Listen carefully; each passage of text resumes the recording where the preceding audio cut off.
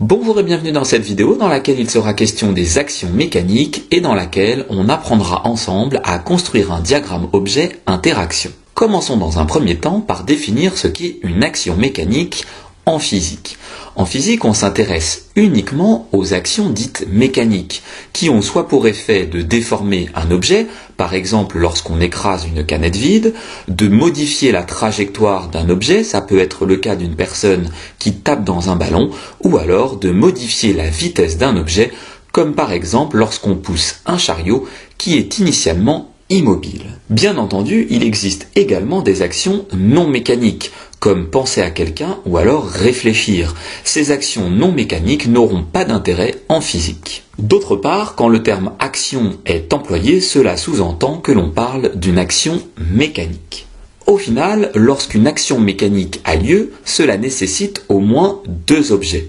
D'une part, un objet qui va exercer l'action, que l'on appellera l'acteur, et l'autre qui la subira, que l'on appellera le receveur. Une action mécanique peut être soit localisée lorsqu'elle va s'exercer en un point, ou alors être répartie si elle s'exerce sur une surface ou sur un volume.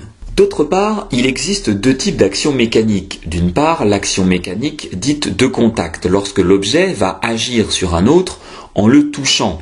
Il y aura donc un point de contact, on parlera dans ce cas-là d'action mécanique localisée, ou une zone de contact, et dans ce cas-là, il s'agira d'une action mécanique répartie. Comme exemple d'action mécanique de contact, on peut citer un joueur de foot qui frappe un ballon avec son pied, ou alors l'action du vent sur la voile d'un bateau. L'autre type d'action mécanique est l'action mécanique à distance. Cette fois-ci, un objet va agir sur un autre sans le toucher. Une action mécanique à distance est toujours répartie. En effet, l'acteur agit sur l'ensemble du receveur et non pas en un point particulier de ce dernier.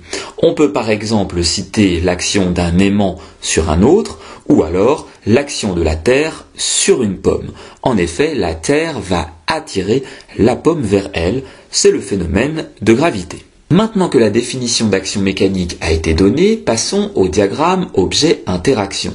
Il faut retenir que l'action mécanique d'un objet A sur un objet B implique nécessairement que l'objet B agisse lui aussi finalement sur l'objet A. C'est ce qu'on appelle le principe des actions réciproques ou la troisième loi de Newton pour les plus curieux d'entre vous. Lorsque deux objets agissent l'un sur l'autre, on parlera alors d'interaction. Il s'agit d'une action mécanique réciproque entre deux objets, le préfixe inter signifiant entre. Seulement voilà, un objet peut être impliqué dans plusieurs interactions à la fois.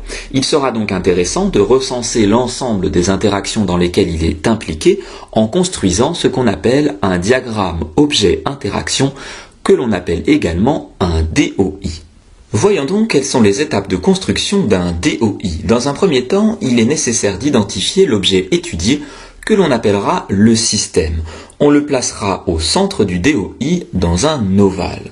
Dans une seconde étape, il faut noter autour du système tous les objets qui vont interagir avec lui en les plaçant là aussi dans des ovales. Enfin, dans une dernière étape, il faut relier le système aux objets par une double flèche, soit une double flèche en pointillé lorsqu'on a affaire à une interaction à distance, ou alors une double flèche en trait continu lorsqu'il s'agit d'une interaction de contact. Ici, dans notre exemple, le système est en interaction à distance avec l'objet numéro 1 et en interaction de contact avec l'objet numéro 2. Gardez bien en tête que cette double flèche est en fait deux flèches simples. En effet, le système agit sur les objets, mais les objets agissent eux aussi sur le système. Plutôt que de mettre deux flèches simples, on préférera mettre une flèche double comme ceci. Pour être sûr que tout cela est bien compris, réalisons deux exemples. Intéressons-nous dans le premier d'entre eux à une pomme qui tombe d'un arbre. L'objet étudié est donc ici la pomme, que l'on placera au centre du DOI. Voyons maintenant avec quoi cette pomme est en interaction. Gardez en tête que dans la très grande majorité des cas, il s'agira de systèmes placés au voisinage de la Terre ou sur la Terre. Ainsi, il sera important de toujours faire apparaître l'interaction entre le système et la Terre ou le centre de la Terre. D'autre part, la pomme, lorsqu'elle chute, est en interaction avec l'air. Il faut maintenant, pour compléter notre DOI, placer les doubles flèches. La pomme et l'air étant en contact, il s'agira d'une interaction de contact, on placera donc une double flèche en trait continu. Le centre de la Terre et la pomme n'étant pas en contact l'un avec l'autre, il s'agira d'une interaction à distance et on placera une double flèche en pointillé. L'interaction entre le système et l'air est bien souvent négligée dans la plupart des DOI puisque l'air n'a pas un effet considérable sur le mouvement du système. Réalisons maintenant un deuxième et dernier exemple avec un ordinateur posé sur une table. Le système ici est l'ordinateur. Il s'agit en effet de l'objet que l'on va étudier. Il faut maintenant voir avec quoi cet ordinateur est en interaction. Rappelez-vous que cet ordinateur placé au voisinage de la Terre sera donc en interaction avec la Terre ou le centre de la Terre.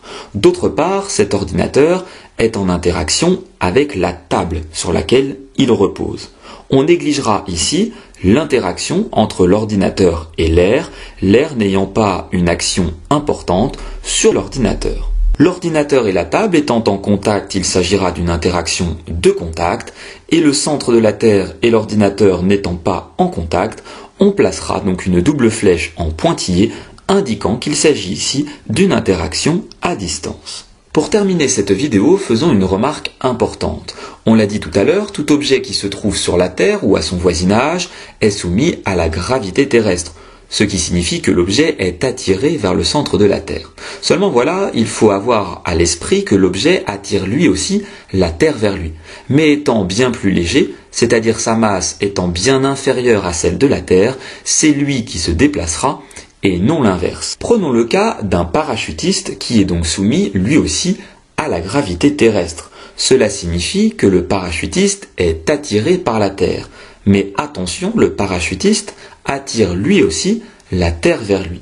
Seulement voilà, la masse du parachutiste est très largement inférieure à la masse de la Terre, qui ne bougera donc pas. Seul le parachutiste, lui, bougera. Il y a donc bien une interaction à distance entre le parachutiste et la Terre. Cette vidéo est maintenant terminée, j'espère qu'elle a été claire. N'hésitez pas à vous abonner à ma chaîne YouTube et je vous dis à très bientôt pour de nouvelles vidéos.